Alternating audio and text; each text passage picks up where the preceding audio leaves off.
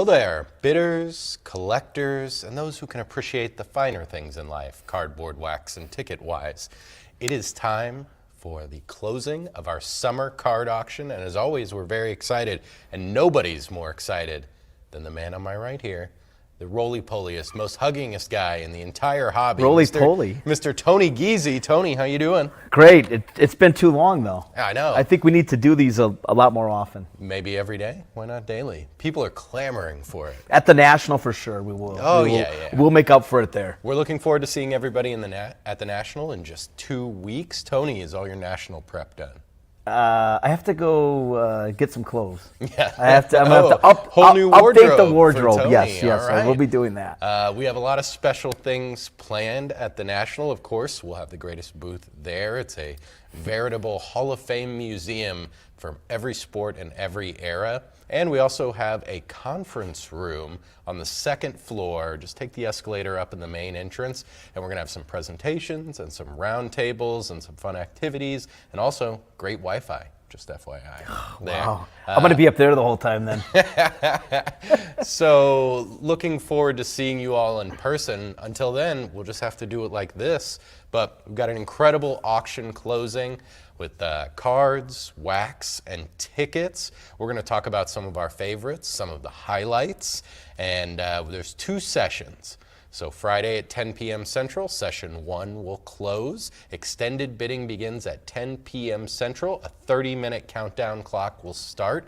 Each lot has its own countdown clock. If it gets a bid, it resets to 30 minutes, and every lot will stay open till it goes 30 minutes without a bid. And then Saturday night, same thing, 10 p.m. Central Time, extended bidding will begin. So go ahead and get those bids in now, but let's talk about some of the highlights right off the bat, Tony. There's a lot of highlights. A lot of highlights, a lot to get to. We'll Mike. squeeze in as much as we can.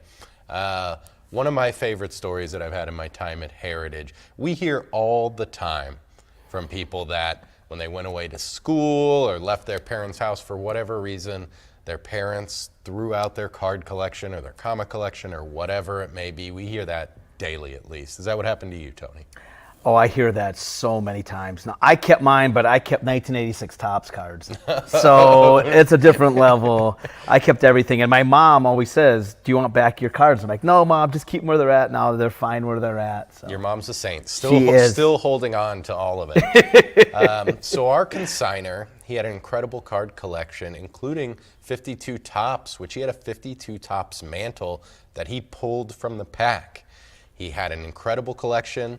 But then when he went away to the Army, his mom went through, cleaned up the house, downsized, threw out his collection. He thought his entire card collection was lost. But then just a few years ago, he was talking to his brother about it, and his brother said, no, I saved your mantle card. He saved the mantle card, Tony. He owes his brother. Oh, does he owe his brother? So his brother had put it into a cheese box, which is also included in the lot, of course. There it is right there.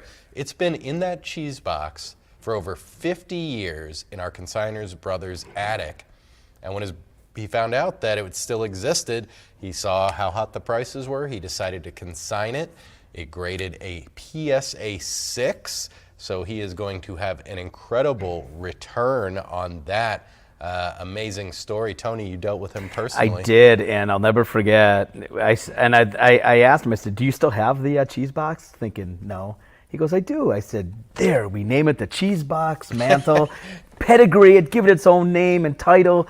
And, we've got a lot of great press on it, and I love the photo. Having the cheese box with the card, it's almost like a time capsule is what it was, put away for such a long period of time, but it kept it in great condition, obviously. And anytime, fresh to the hobby, this is a fresh to the hobby card with a great story behind it. And You always love hearing that. And we talk about that a lot. The SGC 9.5 mantle we sold last year, almost 1 year ago. Now, it had a great story behind it. It was part of the Rosen find. He thought it was the finest of all the 52 Topps mantles, so that put a premium on it. And this one, now it's not a 9.5, but still an excellent grade. The 52 tops mantle, of course, is the face of our industry. And this one has a fantastic story behind it. So it's not just a card. It's something you can brag about. You can tell people about. You can become only the second owner of this card. That card, yeah. And somebody was interviewing me about that and about the cheese box, and there's I think it's an 89 written on the side in like a grease pencil. That was the price. And I'm like, oh, okay. So Quite that's the deal. Yeah, Quite it's the still deal. there if you look closely. Yeah, 89. You can see it on the top, and yeah, the cheese box mantle. It's an unbelievable piece in great condition, and can't wait to see what it sells for. I know, I'm very excited. Always for our great to consignor. give a windfall to a consigner. He's a great guy. He's a vet. Checking a lot of boxes for collectors there. But It is. that's the only 52 mantle we have in the That's auction, it. right, Tony? Shut it down. We're done. Or is there more at every grade? We actually, the same consignment trip, this next one came in, which is shocking to say the least. This one came back a PSA 5, but if you look at the centering on this, it's really solid. Great corners, great registration.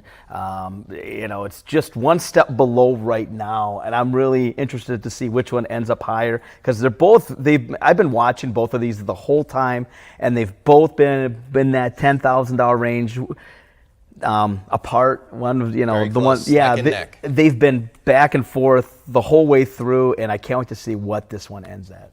Yeah, beautiful aesthetics, and in the last couple years, we've seen a real premium for 52 top mantle in general, but especially the one where the front has that really pleasing centering like that And one. those rich, bold colors. I mean, it really, really sells that. But I'm happy to say we have more than just mantle cards, and more than just 52 tops mantles.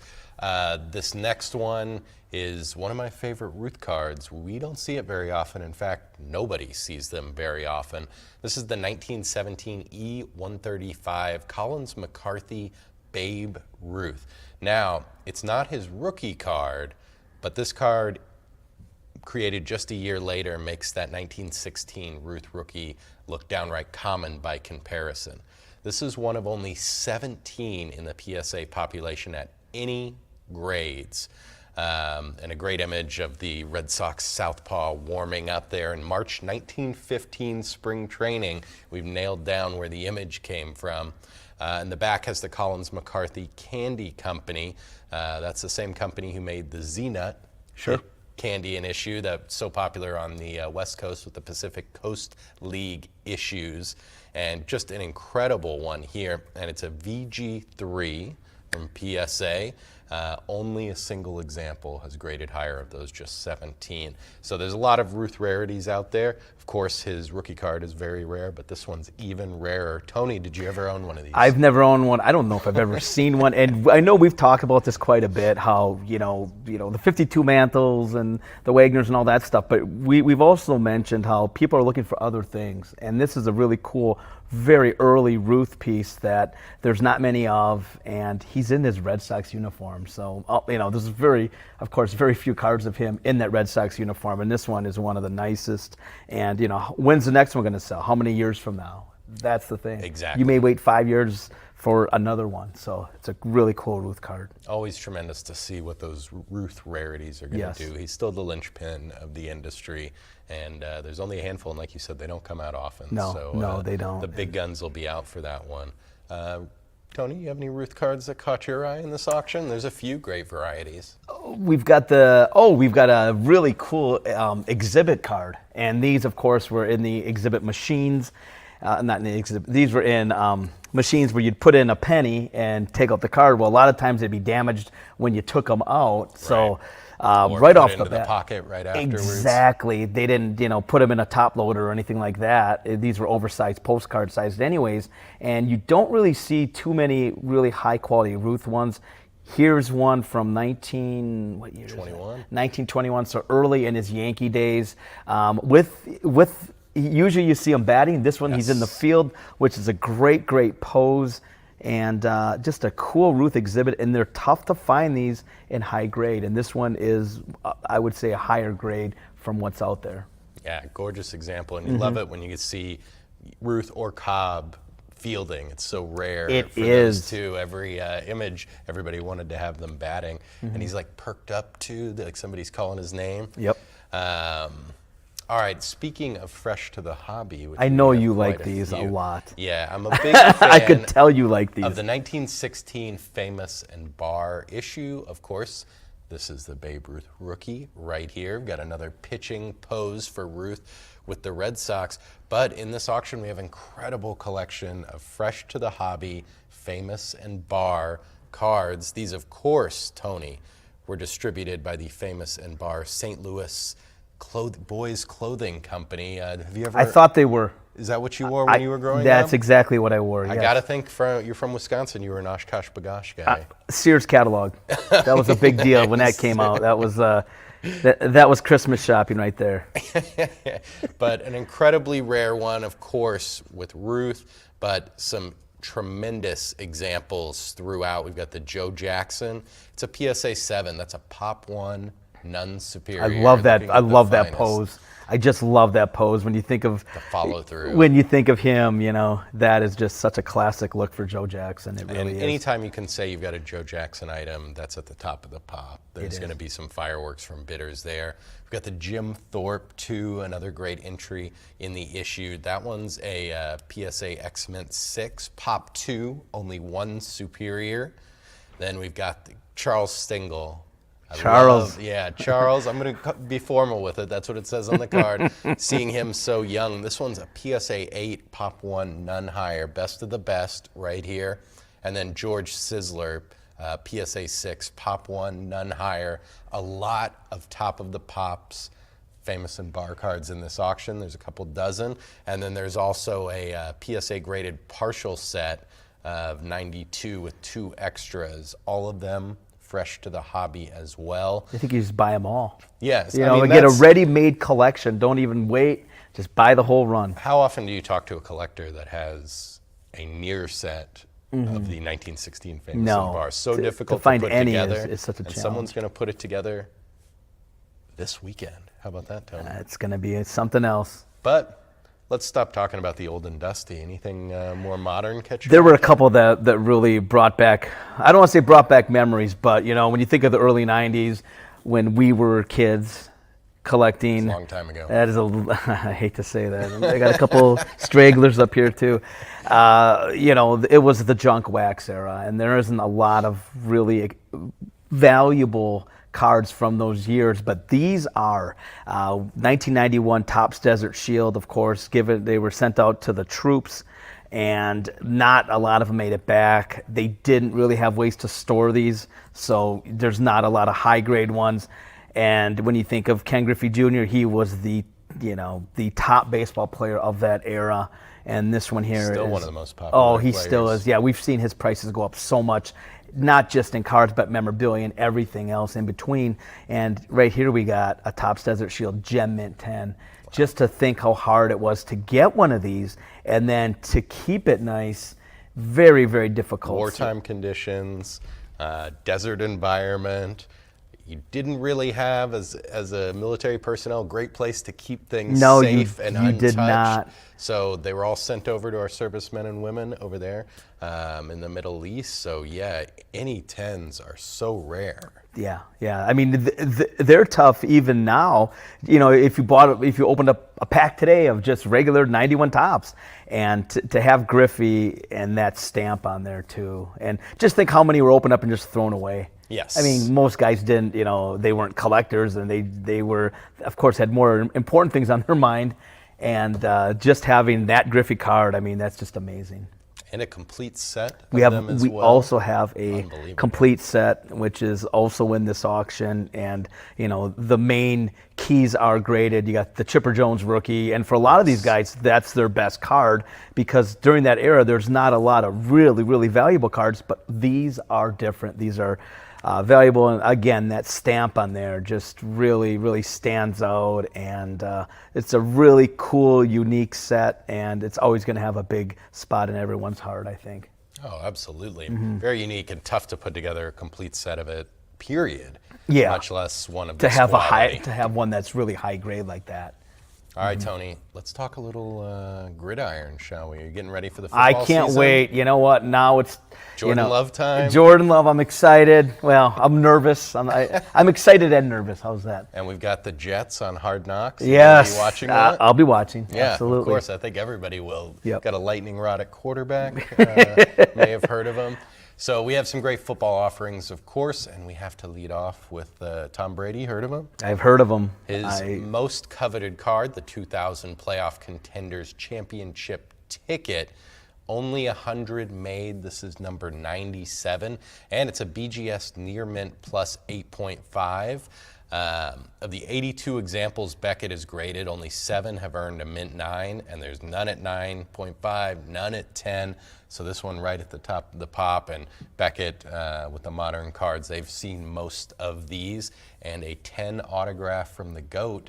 What do you think Brady's going to do this football season? I have been. Is he coming back? No, It's he's not too late. coming back. You want to break news right now? This isn't like Gronk or anything. This is, he's not going to come back 6 games in like Brett Favre would have tried to do.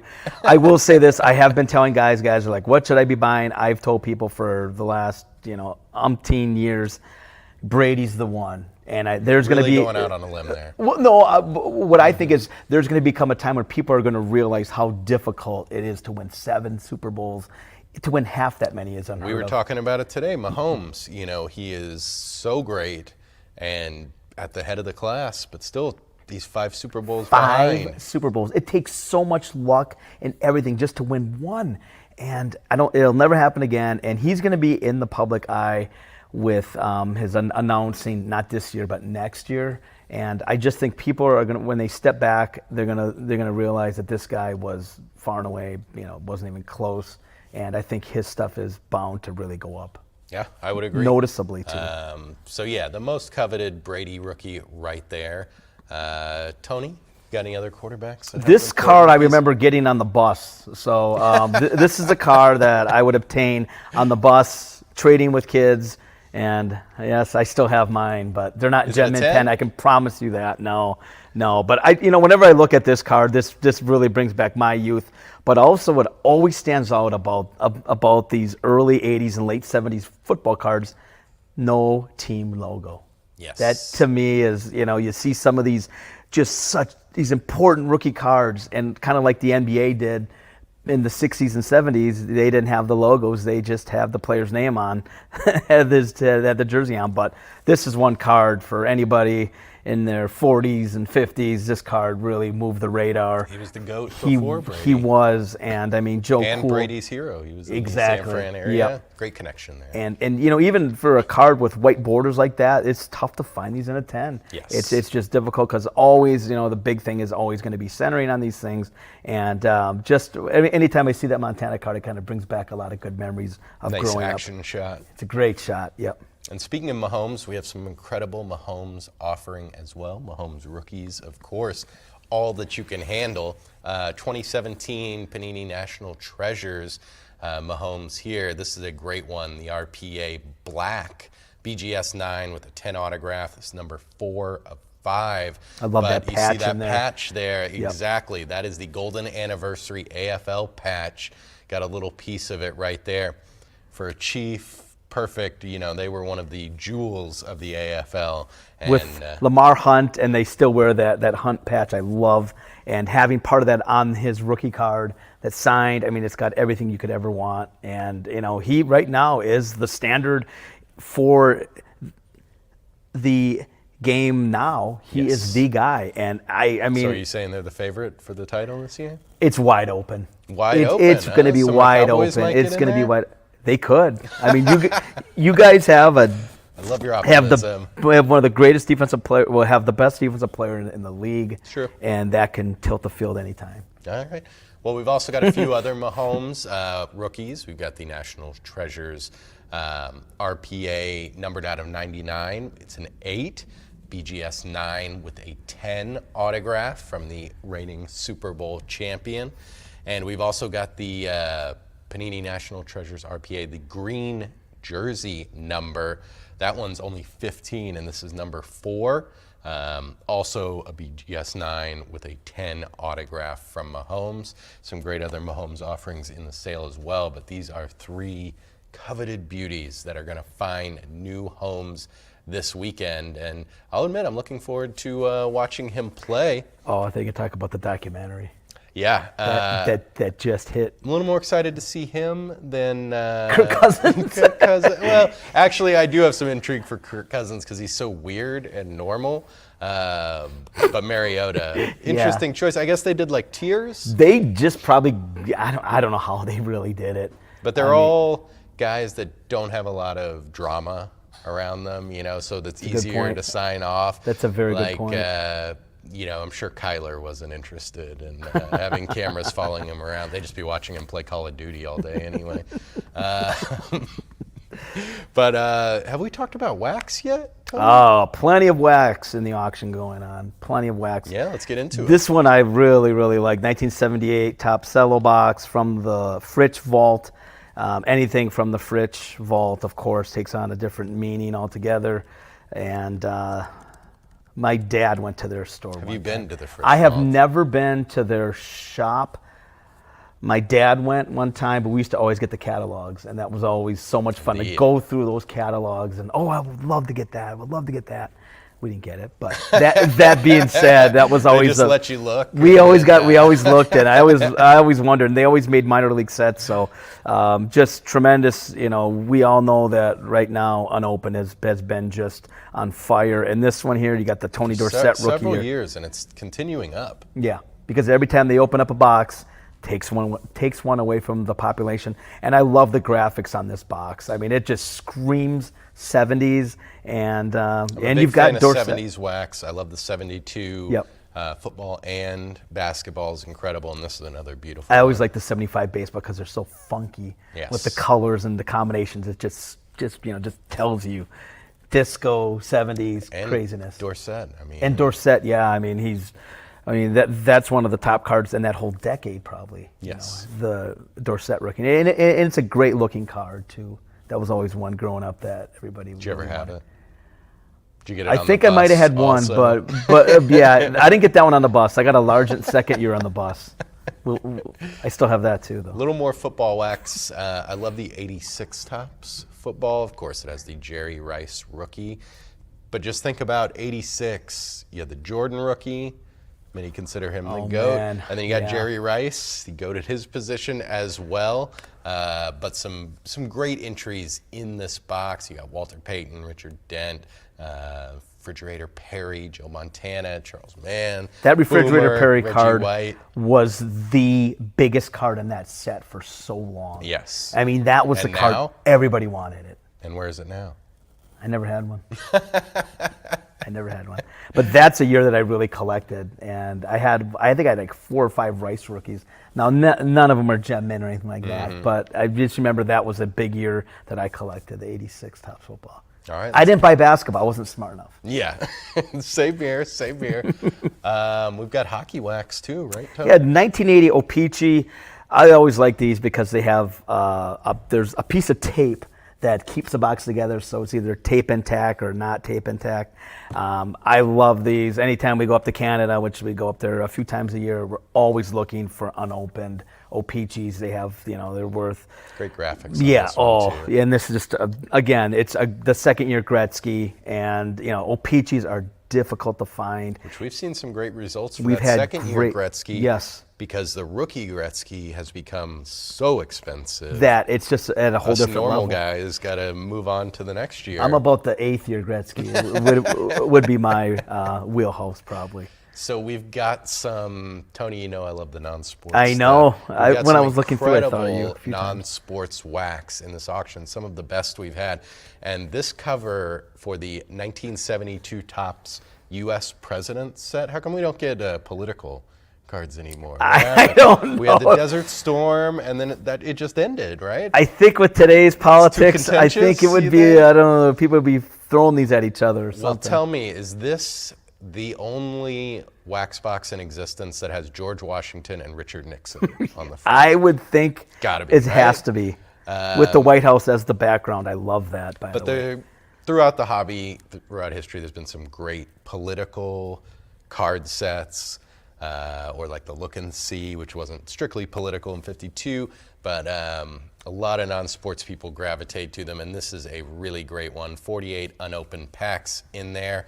You're going to get some of the all-time greats. You have Washington, Jefferson, Roosevelt, Lincoln, Kennedy, Eisenhower, whoever you're into. A lot of good rookies. In there. A lot of good rookies. A lot of good rooks. Not all rookies, because that couple 52 second and Look third and years. Sees, was a lot of the debuts for a lot of them. But yeah, I guess Richard Nixon's like the Shoeless Joe Jackson of that set, I guess. The infamy. Oh my gosh, he's here I all don't day, know guys. If he has the collecting power of Shoeless Joe, but I can't say that I would turn one away just for the novelty of it. So they were 5-cent packs back in the day in '72. Another great one. I have seen this show a few times. Haven't seen the whole series, but the 1966 Donruss Green Hornet. It's amazing. Donruss was making cards in '66. Yes. I know they did some candy, I thought, but I didn't know they made cards back way that far back. Very cool set. It's got some, screenshots in it, but Bruce Lee was in it, famously as Kato, the sidekick, who obviously was far more talented than the actual Green Hornet. He went on to bigger and better things, didn't he? But kind of a ripoff of Batman a little bit. It was a super rich guy with a mask trying to avenge justice.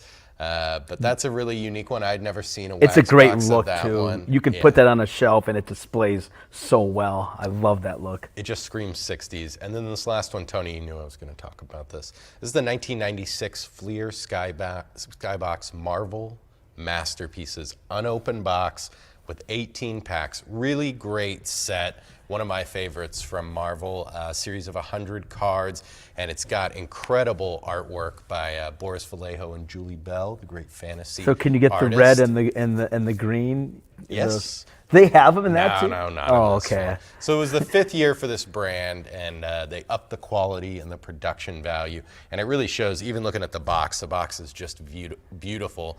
Sales didn't do great at the time, but now it's considered one of the greatest issues from Marvel. So we've got an unopened box here. They had some great ideas. It had heroes and villains. It had duels and legacies. There's checklists, and there was insert sets available too, where you could redeem them for original art from Vallejo and Bell. Wow. FYI, that offer has expired. Oh, so don't open it up. How We can get the bad would original you art, feel to get which one and then all of a sudden? comic original art, our buddies across the hallway can tell you is incredibly valuable right now. But yeah, a great piece and a beautiful box. You got the Silver Surfer on there.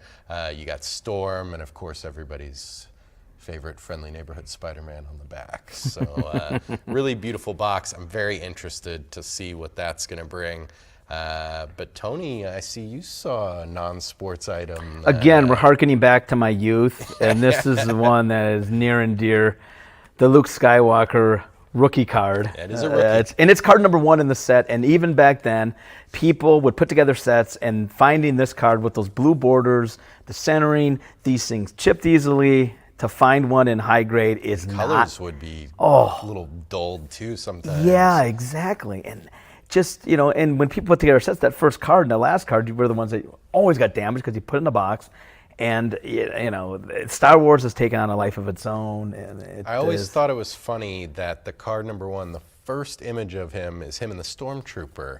Instead of, that was probably a quarter of the way into the movie. Yeah. But you didn't have him on Tatooine to start off. They should. That would have been the perfect idea. But you're right. You're exactly right. I'm no card set experts, or as far as putting them together. So, but that always seemed a little straight I think to Topps should maybe think about bringing you on board. Maybe me.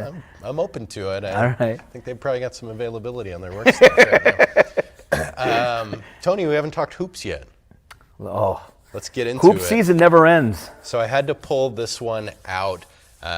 Big fan of the 6 Scripts release from Upper Deck, and this is the 2008 Upper Deck SPX. And on this one, we've got Michael Jordan, LeBron James, Kobe Bryant, Dr. J, Kevin Garnett, and Walt Frazier. Now, As a Knicks fan, I have to be so glad that he is included in this group. One of the most underrated players of all time, one of the greatest defensive players. And you look at all these names and you think about their scoring titles and their MVPs. But this is one of the best defensive player cards ever. Jordan, Defensive Player of the Year. LeBron, incredible defender. Kobe as well. These guys all made all defensive teams. Walt Frazier was on 7 all defensive teams. Kevin Garnett, a terror in the paint on defense.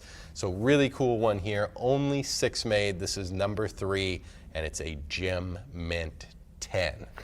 When I think of Walt Frazier, though, colorful suits. Absolutely. I mean, impeccably Best announcer dressed. in the league still. Great announcer. And his attire is like nobody else. And it started back then in his playing days, and it's continued on. He's a true fashion plate.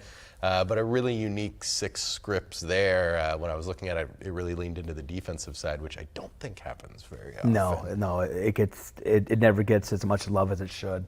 And yeah, all those names are all icons. And you get Jordan, LeBron, Kobe. I mean, how do you get better than that? Exactly. All right, that was the first time we mentioned Jordan. Is there anything else Jordan in this auction? 84 star Michael Jordan PSA 7. Nice. And again, these were on the top of the packs, I believe, of the bags, of the plastic bags. So again, these tended to get chipped or bumped around. So right off the bat, even before you bought it, it might not be in great condition. This one here is a PSA 7. And again, there's more and more momentum on the 84. PSA's grading them now. PSA's grading them, and there's a lot of people are going towards this card because, again, PSA does grade them. That you make a great point on that. And that's changed the game for those. It has. Yep. It was always popular, but it was kind of the little brother, and you couldn't get them graded. So a big change from PSA there, and we've seen that reflected in the value. Yep. But now you don't even have to worry about submitting it. It's already done. It's right there. It's good to go. Tony, I stole this one from you. Switching to the more modern over here. 2013. Next year's NBA champions. Oh, you think so? Oh, I hope so. I don't know. Maybe just make it out of the first round. Oh, Step 1. Wow. That hurts. Okay. Straight from Greece to being a god in the Midwest. We got Giannis, gold prism rookie. Beautiful one. Only 10 made. This is number 4. A PSA 9, really tough card condition-wise. Only 2 are superior to this one. But one of the most important rookie cards of the 21st century right here. Real game changer. He kind of has led, this renaissance of foreign-born players. Him and Jokic and Embiid and they won the last 5 or 6 MVPs. The center was a forgotten position, and the way the foreign game has incorporated the centers into the current NBA game style. And Giannis wasn't like that when he came into the league. He worked hard. Very skinny. That's what makes his rookie card so special. It's kind of like Brady that, if you got this rookie card, you weren't that excited at the time. Trust me, I'm a big Bucks fan. I wasn't that excited. You probably never heard of him, and it took a few years for him to get it going, but once he did, incredible. So he's changed the franchise. Incredible entry right there. Yeah, unbelievable. What do you got over there, Tony? Can you beat that? You're just I still think this guy doesn't get the credit that he probably should get. 1987 Fleer Akeem Olajuwon Gem Mint 10. Olajuwon during his time period, he was the best center in the league.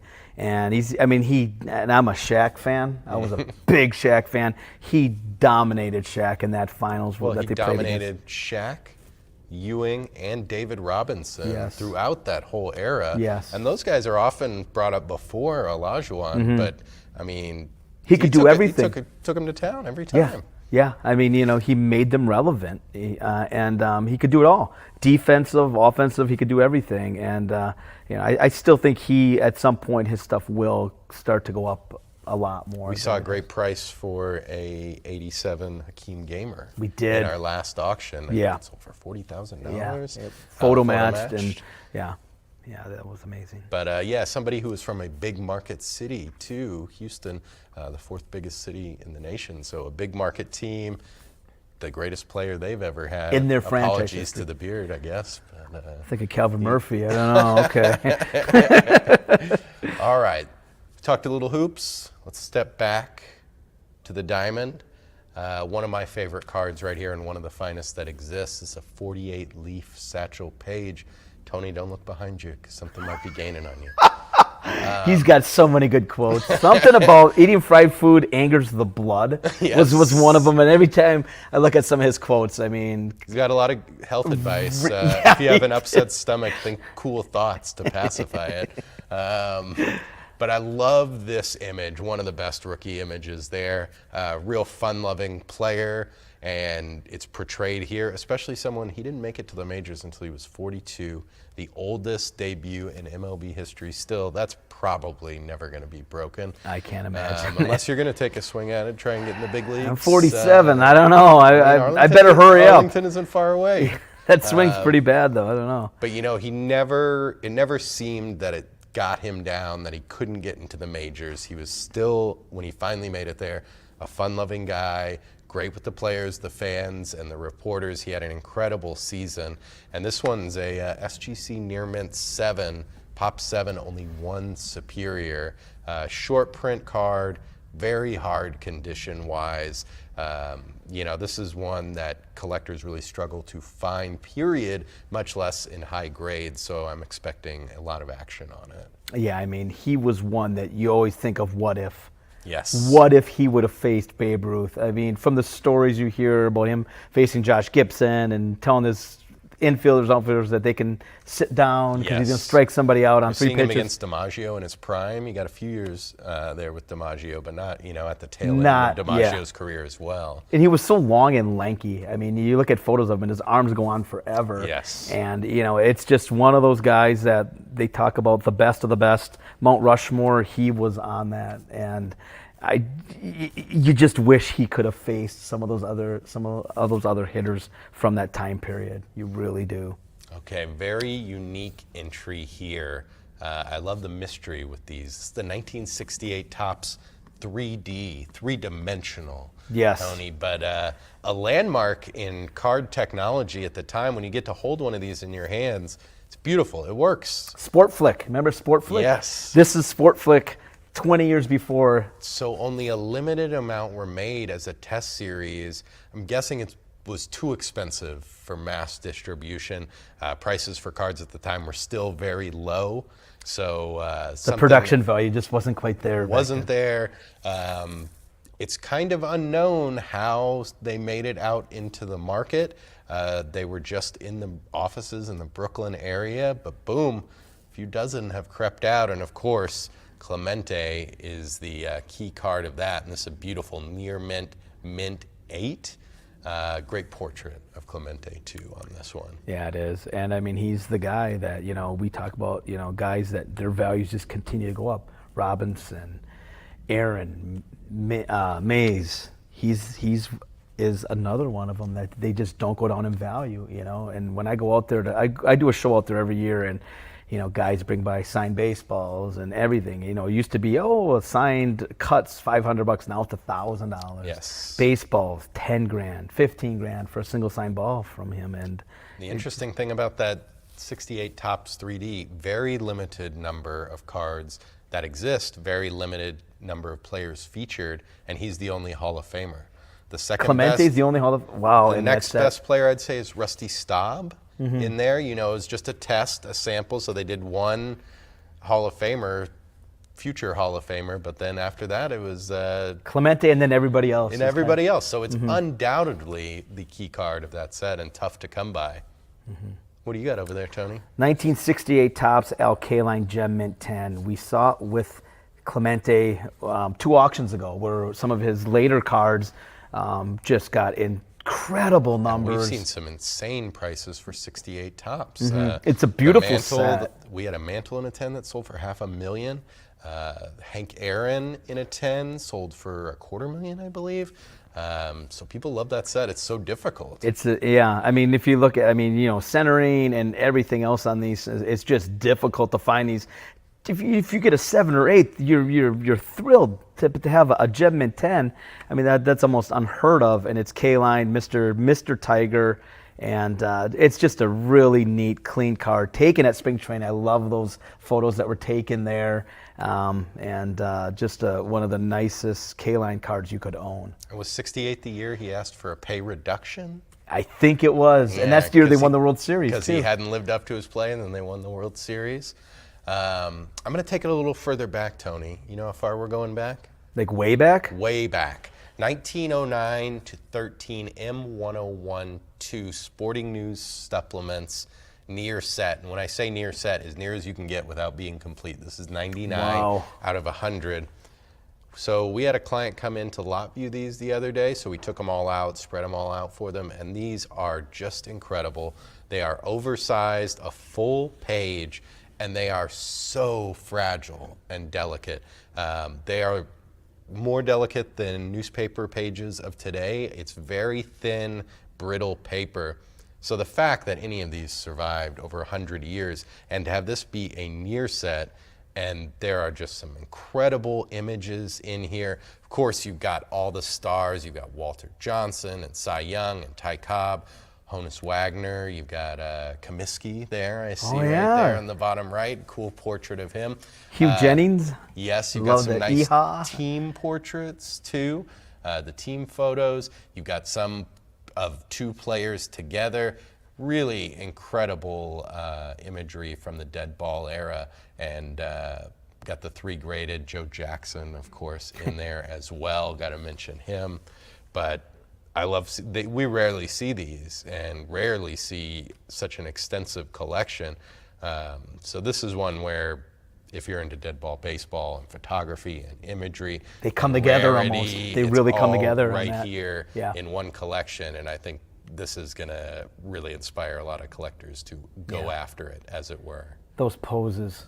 Those poses are just so cool. Yeah, I mean, how do you beat that? I love that. Yeah, but yeah, great action photos. Almost every. Now, were those? They were. Photo. How did you get them? Did you get them? Did you get one per magazine? Yes. So, I don't know if it was one, but it was just a few, maybe. Okay. Because it was over 4 years. They were supplements in the magazine. Okay. So to have them all together, you got to think somebody was staying up with it, big fan, keeping them together. Mm-hmm. And just imagine putting together that set, how much time and effort it must have taken. You find one here, you find one there, but to get it that close to being complete is just unheard of. And the condition is so fragile, it's hard to believe that they Somebody existed. Could keep them that nice. Mm-hmm. Yeah, so what you got, Tony? Bringing it back to the This card, we talk about condition sensitive. This was one of the most condition sensitive cards of the 70s. The Molitor, Alan Trammell. Mickey Klutz rookie. Mickey Klutz and UL Washington, I think, is the other. Yes, that's right. Absolutely. Very serviceable players these guys were. But for the longest time, it was, it's Molitor's rookie. He's a Hall of Famer. Now, Alan Trammell's on that, too. So you have 2 Hall of Famers on the same card. This one has so many pitfalls, mainly being print marks on the upper, I think it's the upper left corner, or the upper left. So many of them. Of course, mine has nice print marks everywhere. Drew mustaches on Molitor's got a goatee. It's amazing. But so many of these have the print marks on them, and which automatically you get either a qualifier or it takes it from a 10 to an 8, let's say. Yes. But they have a Gem Mint 10. It's a great card with 2 Hall of Famers and Mickey Klutz and UL Washington. Borderline Hall of Famers. Is blazing. It is. I was looking at it the other day. Mm-hmm. Tony, you know I love the regional release cards. You do. Very rare. And mustachery, too. Yeah, that's number one. Yeah, absolutely. But I love this one. We don't see them very often. Nobody does. It's the 1911 D304 Bruner's Bread. How about the bread cards? They don't get much love. But this, of course, is the Ty Cobb. I love that the background is like a bread color. That's very fitting. But it's the most sought-after entry from a very short-lived, regional only and rare production, and you've got the Georgia Peach smiling there. How many entries have that, huh? Now, the Georgia Peach doesn't have a huge grin. I doubt he I was ever did. thinking. And maybe it's a smirk, but it's definitely a smile. He's thinking of all that bread he's going to be eating after after that photo. See, it's turned up on the side. It's kind of looking warily. A cool portrait of him. You can see the grip there for Cobb. Oh, I was thinking that. And I mean, these are very fragile cards as well, just as perishable as the bread. Yeah, I was going to say, just with. imagine coming in bread and the thing bouncing around and everything. And Yes, and so not great to package in. You know, at least with tobacco, it would be surrounded. It's kind of like packaging, but with bread, it was just thrown in there. Yeah, and it could bend around the loaf. or you put it in a bag, in the grocery bag, and Yeah. it gets... So to survive at all is incredible. This is from the General Baking Company, Bruner's Bread, but this one's an SGC VG3.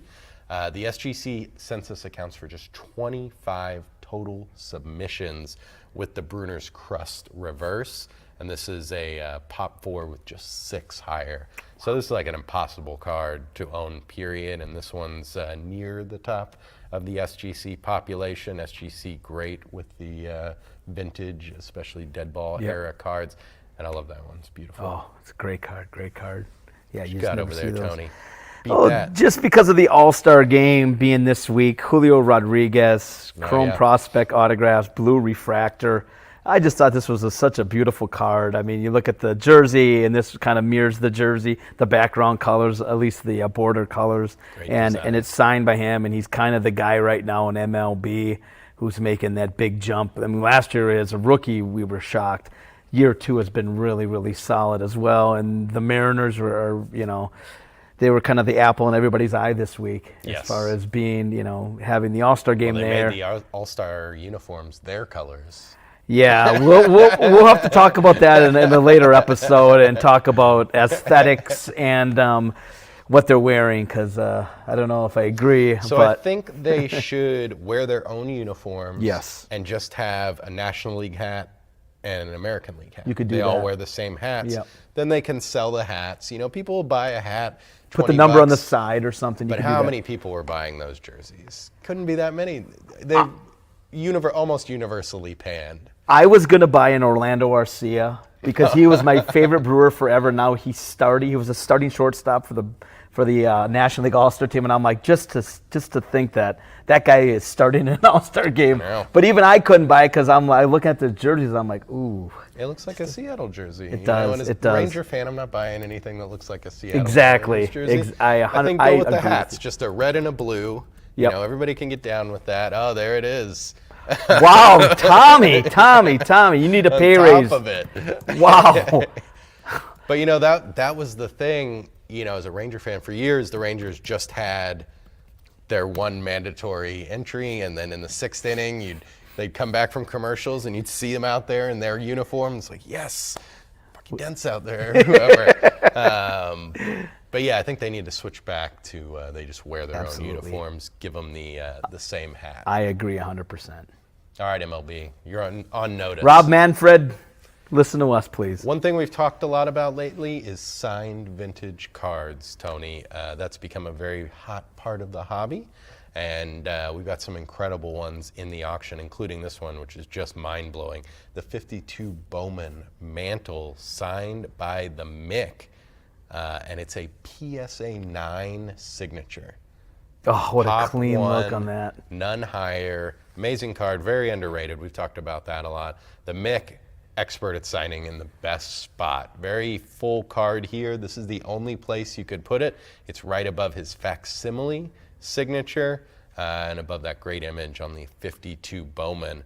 But yeah, it's a mantle item that is at the top of the Pop 1, none higher for that 9 autograph. Yeah, and you know, how many are even signed? Well, the thing is, he signed so much, but nope, the cards were always so valuable. Yes. You didn't get them signed, and there's just not enough to go around. And you know, you're starting to see, of course, Mantle's Mantle, so he's always sets the standard. But now you're seeing Mays and Aaron and some of the other ones Clementes. are really going up. Yeah, exactly, because they didn't sign a lot of them, and It was Mantle. You know, you look at those price guides, and I remember looking in the 80s when I started buying baseball cards, and Mantle was always the most expensive card in Yes, every single set, unless there was like some crazy rookie or something. But it was always Mantle, and then everybody else. Todd Van Poppel. Is that who you're talking Oh my God.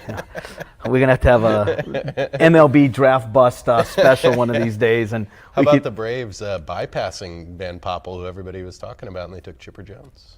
Not a bad choice. Genius. Is that John Genius. Schuerholtz? It might have been. I don't know if see who that was, but. But another one, this next one is one of my favorite names in sporting history. And a tough autograph. Really tough autograph. I mean, almost impossible. So Urban Shocker, great name. Thought about that for my kids, but the wife didn't go She for wouldn't? it. No. You have time yet, don't you? Yeah, Maybe. we'll see. We'll see. Okay. But a signed 1921 exhibit, and that is a 10 autograph on there. A beautiful signature. Yeah. An absolutely gorgeous that old autograph. style, beautiful autograph. Shocker, of course, died very young in 28, I believe, right after 27 Yankees. So, yeah, you can see 26. He dated it himself right there. Tough autograph, especially from that legendary Yankees team. And to have it on a card, as we said, that just didn't happen very often back then. He could have only signed a handful of cards. Well, it must have taken forever to sign it. How beautiful it looks, and when he Took added his the time. Took his time. Yeah, it's just amazing. I mean, that's just and it's a great look too. It's a great pose. He signed it dead center too. It's not like he signed it in the corner or anything. Yes. He signed it so perfectly. And so we have a really amazing collection of signed exhibits here, spanning from 1921 to 27, that was acquired nearly 50 years ago from the original collector. So one guy collected them all, got them signed in person, then it was acquired by one other person who's had them from 50 years up until now. Because like Urban Shocker's one that you didn't send it to him in the mail because he passed away in 28. So it's not like some of these guys that were even signing in the 60s and 70s. I mean, he died in 1928. They had to catch him coming out of a game or something, or before. With a beautiful fountain pen ready to go, too. Ready to go. All right, Tony, see any signed ones that you like? I always, this guy always, to me, people are putting together signed complete sets. This is the biggest stumbling block. Of course, Thurman Munson. You just can't find him. And if you look at his face in this photo, that's the look he'd pretty much give you if you asked him for his autograph. If you gave him one of these cards, you probably got that look. But, for people putting together sets, he's the most expensive. Him, Clemente, those are the two always most expensive. And for anybody putting together this set, this is the one most people are going to need. Great Munson, signed against the pinstripe portion of his jersey, and it's a really, really nice looking card from the captain before Derek Jeter. We've talked singles, we've talked sets, we've talked wax, but we also have tickets in this auction. That is a genre of the hobby that has really exploded.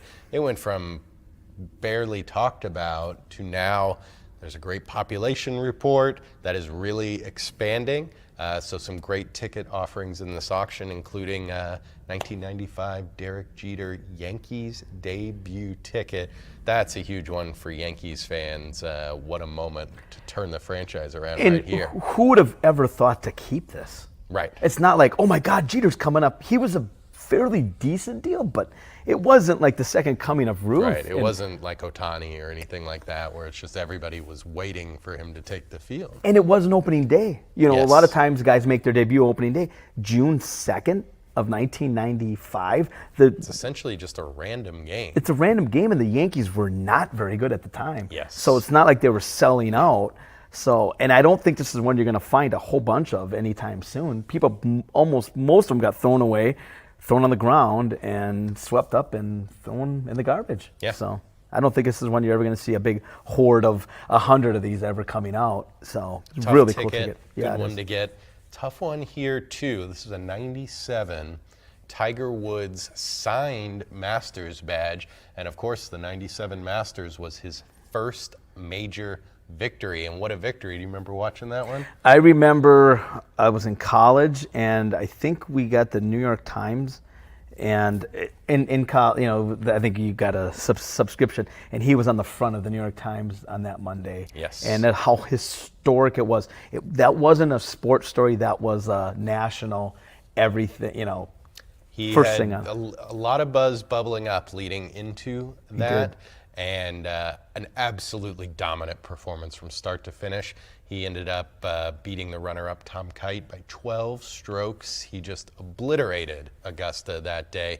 This one signed with a 10 autograph from Tiger and from his first major victory. There's not much better for Tiger Woods. Yeah, and beautiful aesthetically, those Masters badges. And it's not really like incredible. it's not like it's just a regular ticket. I mean, this was a media badge, wasn't it? Yes. So they didn't just you couldn't just get one of these. And also his autograph is another thing. It adds a tremendous amount of value. He has And you're not getting an autograph now. No, I He's mean, like you would have to. Jordan and Brady. Yeah, It's just not going to happen. You would have to work incredibly hard and be incredibly lucky to get one. Yes, and it would be happenstance. He's not doing signings, and he's No. certainly not signing. You think he might sign through the mail if you mailed him? you'll get a nice stamp. You'll get a nice facsimile. I can promise you that. All right, Tony, do you remember when LeBron James set the scoring record this year? Was it a Wednesday or Thursday night? I thought it was. Yes. I don't think I was watching it. So if you had a ticket to the game, would you go? Yes. Yes. Do you think there were many people that missed that game? No. I believe he was Because just it was 20 points short. It was in L.A. too. Yes, home game. So yeah, that would have been it would be sold out for sure. And At the beautifully named Crypto.com. oh my arena. gosh, absolutely. Historic. So this is a full ticket from the game where LeBron James broke Kareem Abdul-Jabbar's scoring record, Lakers versus Thunder. It's a PSA Mint 9, but that was one of the hottest tickets in LA history to be at the game where he broke the record. Somebody didn't go, and they held on to this ticket. How did they get a printed ticket though? They had That's to know somebody right there. That's the thing. That's why tickets are so intriguing to me, is because it's not like, when I was growing up, you had a printed ticket and you had all these great graphics on it. Now, they don't give out tickets. They don't print unless you got to arrange it ahead of time or set it There's a lot of work aside, involved. Or Yeah, you're I'm right. going to give somebody a ticket as a gift, so I want to go and get the ticket and wrap it up, something like that. So a lot of work that goes It's a into challenge to get an actual hard ticket. Trust me, I've tried many times. My friends have tried. We've done all these kinds of things. We don't have a cell phone. Well, then you're not getting in. So we've always tried to get tickets because they're so it's such a cool item. Huge, momentous occasion for the NBA, especially for LeBron. especially now. Yes. 'Cause in today's day and age, they don't print them off. No. You got to really get lucky. Tough to get modern tickets. And I knew these last two. Yeah. I was going behind the scenes. Mike sends me a Oh, list. peek behind the curtain. He sends me a list, and I go through these, and I'm like, when I saw these, I thought of you right away. I'm like, I guarantee you he's going So to talk excellent non-sports offerings here. In 1993, Skybox took advantage of the huge popularity of The Simpsons at the time. Do you remember The Simpsons in that era? It's still going, Tony. It's still going. I never watch it. Like I said, my mom would not allow us to watch it. But how many things they predicted, to me, that is so Very crazy. True. Very true. But it's amazing. It is still around. It is still going Sunday nights. That's amazing. Unbelievable. But in 93, that was, there was just a fervor about it from people who loved it and people who were afraid of it, like The your mom T-shirts, as well. the T-shirts, the posters, the toys, And all that. Skybox said, let's get in on that. They produced this Simpsons set. So 400 lucky fans got that card right there, which is the redemption card. Only 400.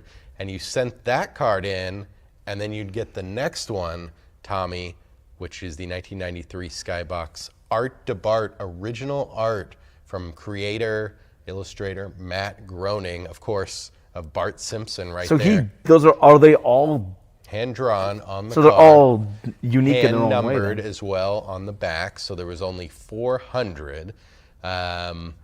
This one, a PSA 6. I don't think the card grade matters much for these. but the authentic autograph, and it's number 188 out of 400. Wow, Really funny that's image pretty of neat. Bart, but it's the most valuable Simpsons card. The Simpsons are a cultural touchstone, and this is going to be a 5-figure card by the time it closes, Tony. Can you imagine him having to draw that 400 times. But when you think about an animator, he's used to doing it. That's true. Over and That's a over good again. point. That's a very good point. So very interesting one there. Good luck to Simpsons fans to get that. We want to thank everybody for joining us. Always a lot of fun to talk about these auctions. There's so many incredible items. There's over 1,500 items in the auction. Cards, sets, wax, and tickets. Remember, extended bidding for Session 1 begins at 10 p.m. Central Time, and then Session 2 will be Saturday at the same time. Thank you to all of our consigners who trusted us, and we're looking forward to seeing you at the National, and good luck in the auction.